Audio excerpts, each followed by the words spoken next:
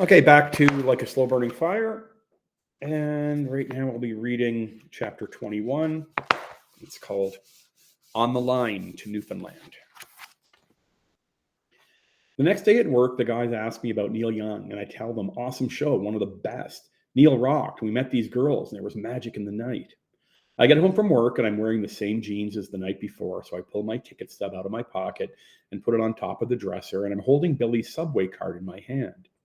I want to give her a call and ask her about Newfoundland and the teaching thing, but I'm afraid she'll think I'm uncool and desperate because I'm calling the next day. But I am uncool and desperate, and who cares? So I grab the cordless and dial her number. Billy answers on the first ring. Hey, remember me from last night? I say. She laughs and says, I knew you'd call today. We talk about the show, and she says she's still feeling the high, and I'm not sure if she means it literally or whatever, and I say, me too.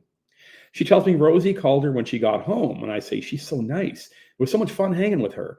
And she says, yeah, Rosie's great. We've been best friends forever, soulmates. And I say, that's so cool. I ask her about Memorial and why there, and was it hard to get in? She tells me that she didn't get into any of the schools she applied to in Ontario, and she really wanted to be a teacher, and this girl she works with at Hurley's is from the south coast of Newfoundland, and she told her to apply there because St. John's is the coolest city ever. The school's great, Billy says. Beautiful people, amazing live music scene. I ask her if it's hard to get in, and she says, not really.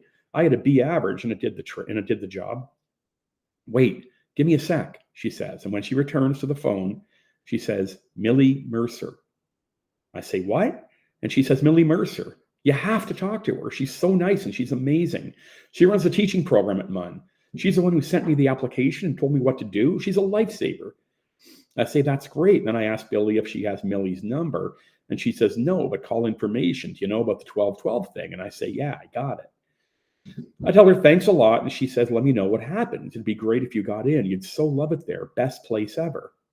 I want to tell Billy that she's sweet and lovely, but instead I say, thank you so much. You're awesome. I really appreciate it.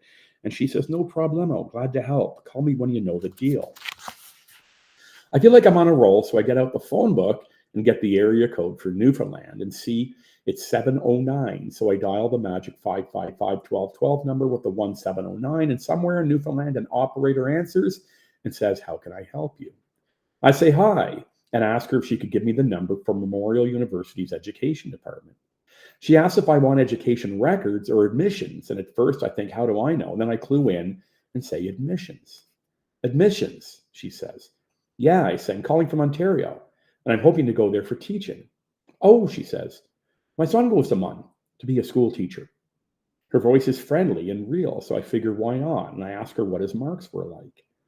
Nothing special, I'm sure, if he knows my son, she says and laughs. But good enough, I suppose. She sounds friendly, like my mom, which makes me think this is a good sign. Then she tells me her next-door neighbor runs the admissions office at MUN's education department. She's a lovely lady, she says. She'll help you out surely. I'm thinking, awesome, I need someone to help me out. And then she says, but she won't be in her office right now. She'll be home. We're 90 minutes ahead of Ontario, right? But I'll give you her home number, sure. She won't mind. Her name's Millie, and she's, wait, I say, you mean Millie Mercer? Because I was told to call her, and I heard she's great. Yes, my love, Millie Mercer, that's her. She's my neighbor, best kind. Let me give you her number now. I can't believe this operator lady called me my love. Another good sign. All right, she says. First number I gives you is Millie's home number now, and second one's Millie's number over to the university, in case Millie's out and you needs that one. I tell the operator, thank you so much. You're a lifesaver. And she says, good luck. Good luck, my love. I'm sure it'll work out for you. You'll love it here in Newfoundland, sure. I hang up and I'm loving all these signs, so I figure keep going, and I dial Millie's home number. A man answers, and I ask if Millie's in, and he says, just a sec, and then I hear a woman's voice say hello. I say, hi, Miss Mercer. Sorry for calling you at home, but the operator said it'd be all right. And she laughs and says, Wanda, surely, and I can tell she's smiling. I tell her, I know it's last minute, but I was wondering if there was any chance I could be considered for admission to the education program for September. She says, this September coming? And I say, yeah, I know it's a long shot, but I was hoping that maybe, well, she says, do you have your degree now? And I tell her, Carleton, English, honors. Okay now, she says, well, the education program for the fall has a little space in it still. How about I send you an application, but I'll send it by the courier so as you get it quick. You fill it out, get it back to me right away, and I'll see what we can do for you. Yeah, okay, that sounds great, I say. I'll do that for sure. I thank her and say I have a good feeling about Memorial, that it seems like it'd be the perfect fit for me. And she says, it's a lovely place. Once you come to Newfoundland, you won't want to go back to the mainland, I'm sure.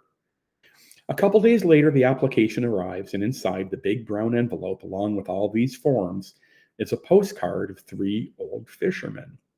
The fishermen are standing in front of a red hut, wearing yellow rain jackets and black toques, and they're smiling. Underneath the fishermen, it says, a message from home. And underneath that, it says, a land of promise. I turn the postcard over, and written in purple ink is, good luck, Millie. I fill out the application, put my transcript into the envelope, and address it, attention, Millie Mercer. I drive to the post office, and the girl says, if you pay extra, it's a 2-day guarantee, so I pay extra. For the next week, I'm busy at work with lots of overtime because Dave just left for his new job in Belleville, and I haven't hired the new guy yet for 38 grand. I DJ a stag in Smiths Falls on the Friday night, and a wedding in Perth on the Saturday, so it's go with no time to think. And even though I just sent my application to Millie a few days ago, I check the mail every day, hoping to see a big brown envelope and no regret. I feel tense and alive, and I like it.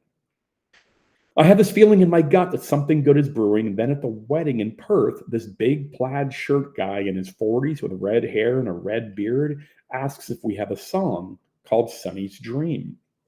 I tell him, sorry, don't know it. And he says he's got it on a cassette in his truck. If he gets it, will we play it? It'd mean a lot to him and the bride.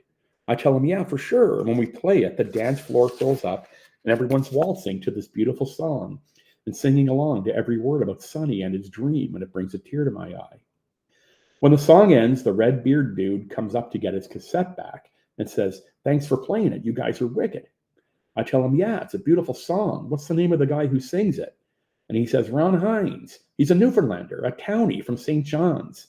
And even though I don't know what a townie is, I'm thinking this Newfie thing, another good sign it's meant to be, come on, make this fucking thing happen. That Monday after work, I go to Shake Records and buy a Ron Hines album. And when I get home, Dunk says he got something from Newfoundland. It's on the counter. I see the big brown envelope, and right away my blood's pumping through my veins. I take the envelope into my room, but before I open it, I put Ron Hines on the turntable and cue it up to Sonny's Dream.